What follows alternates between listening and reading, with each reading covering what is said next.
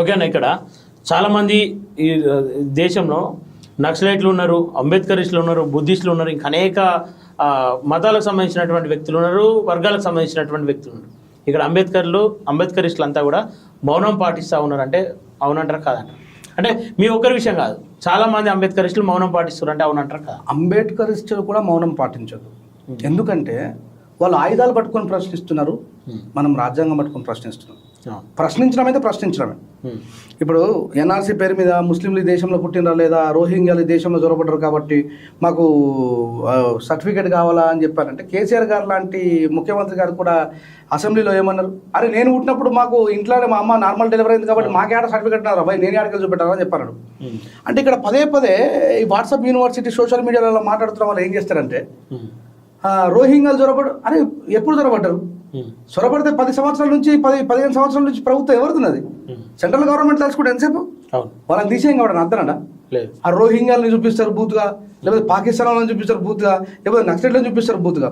అంటే వీళ్ళందరి తర్వాత నెక్స్ట్ ఇక్కడ ఉన్నటువంటి సామాజిక అవగాహన రాహిత్యం కలిగినటువంటి వ్యక్తులకు ఆలోచన అర్థం కావాల్సిన విషయం ఏంటంటే, నెక్స్ట్ వచ్చే టార్గెట్ మన మీదనే. ప్రశ్నిస్తున్నాం కాబట్టి మన మీద వస్తుంది. ప్రశ్నించే ఎవరైనా కావచ్చు, ఆయన అంబేద్కరిస్ట్ కావాల్సిన అవసరమే లేదు, ఆయన హేతిస్ట్ కావాల్సిన అవసరమే లేదు.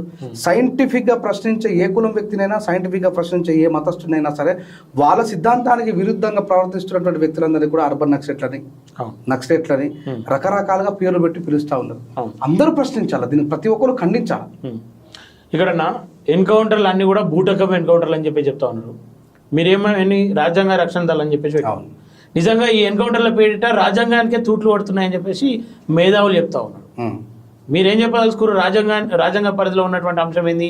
కాళ్ళ కింద ఎన్కౌంటర్ చేస్తున్న క్రమంలో కాళ్ళ కింద కాల్వాలి, నిజంగా వాళ్ళ నుండి ప్రమాదం ఉందనుకుంటేనే కాల్పులు జరపాలని చెప్పి చెప్తా ఉంటారు. కానీ ఇక్కడ కూడా అట్లాంటి రూల్స్ అండ్ రెగ్యులేషన్స్ వాళ్ళకు వర్తిస్తలేవు, అక్కడ పాటిస్తలేరు అని చెప్పేసి కళ్ళ కట్టినట్టుగా అనిపిస్తా ఉంది.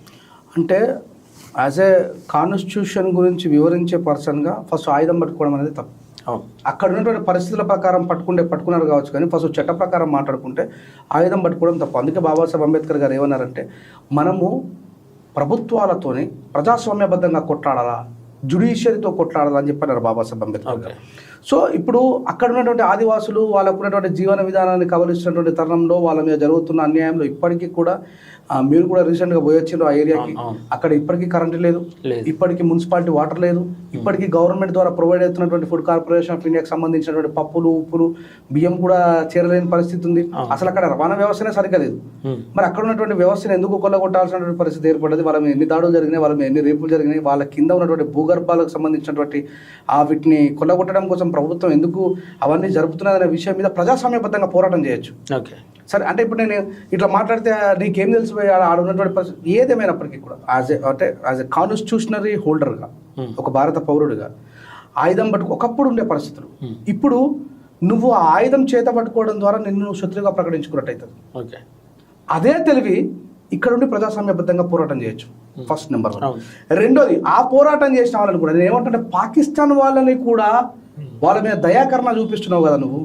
వీళ్ళు మన దేశస్తులే కదా, వీళ్ళు మన దేశస్తులు. మరి వాళ్ళ మీద నీకు ఆ రాజ్యాంగబద్ధమైనటువంటి హోర్డింగ్ లేకుండా మీ ఇష్టం వచ్చినట్టు. అసలు ఇప్పుడు మన రీసెంట్గా జైరాబాద్ పరిసర ప్రాంతంలో ప్రియాంక రెడ్డి అనేటువంటి అమ్మాయి మీద రేప్ అటెంప్ట్ జరిగితే కాల్చి చంపేశారు. అసలు బీజేపీ గవర్నమెంట్ వచ్చిన తర్వాత బీజేపీ గవర్నమెంట్ ఓపెన్గా చెప్పింది 400 సీట్లు వస్తే రాజ్యాంగం మార్చేస్తామని. వాళ్ళు రాజ్యాంగాన్ని ఎందుకు పాటిస్తారు? ఇప్పుడు ఒక పోలీస్ ఆఫీసర్ నిన్న కాకపోయినా అయ్యప్ప స్వామి మాల వేసుకున్నాడు కాబట్టి యూనిఫామ్లో రాలేదని చెప్పి ఆయనకు నోటీసులు ఇస్తే స్వాములంతా కలిసి అట్టట్లు ఇస్తామని చెప్పేసి అన్నారు. నిజంగా పోలీస్ ఆఫీసర్లు ముస్లిం అయినా సరే నీ గడ్డం బిడ్డం పెంచుకోవద్దు, అసలు నువ్వు ఉద్యోగంలోకి రావద్దు. క్రైస్తవుడు అయినటువంటి వ్యక్తి కూడా police officer is belongs to government employee. అది ఏదైనా సరే గవర్నమెంట్ వృత్తి చేసే వ్యక్తి. నీకు గుడికి పోయే స్వేచ్ఛ ఉన్నట్టే ఆయనకు నమాజ్ చేసుకోవడానికి స్వేచ్ఛ ఉంది, నీకు చర్చికి పోయే స్వేచ్ఛ ఉంది. ఇది సెక్యులర్ దేశం కాబట్టి ఆర్టికల్ 25 ఇచ్చినటువంటి ఫండమెంటల్ అండ్ ఫ్రీడమ్. ఇప్పుడు ఎవరి మీద వివక్ష ఉన్నా, ఇప్పుడు ఆయన అయ్యప్ప స్వామి మాల వేసుకొని నువ్వు యూనిఫామ్ లేకుండా నువ్వు పోలీస్ ఆఫీసర్ అని చెప్పి ఎట్లా తెలుస్తుంది? నువ్వు మాల వేసుకుంటే నువ్వు సాధారణమైన వ్యక్తివా పోలీస్ ఆఫీసర్ ఎట్లా తెలుస్తుంది అని చెప్పేసి నువ్వు మాల వేసుకోవడం వేరు అనే విషయం మీద చర్చ వస్తే ఇక్కడ కేవలం హిందువులకు మాత్రమే డామినేట్ చేస్తున్నారు. ముస్లింలకు ఉన్నాయా ఈ రూల్స్? క్రిస్టియన్లకు అందరికి ఉండాలి. అదే కాన్స్టిట్యూషన్. భారతదేశం ఏమంటుంది అంటే మేము హిందువులము, మేము ముస్లింలము, మేము క్రైస్తవులము, మేము బుద్ధిస్టులం అని చెప్పదు. We the people of India, first మేము భారతీయులం అంటది. సో అందరికీ సమానమైనటువంటి రూల్స్ వర్తించాలి. అట్లాగే పాకిస్తాన్ మీద నువ్వు ప్రేమ చూపెట్టినప్పుడు ఈ దేశస్తులను కూడా బూటకపు ఎన్కౌంటర్ చేయడం తప్పు అని నేను చెప్తాను.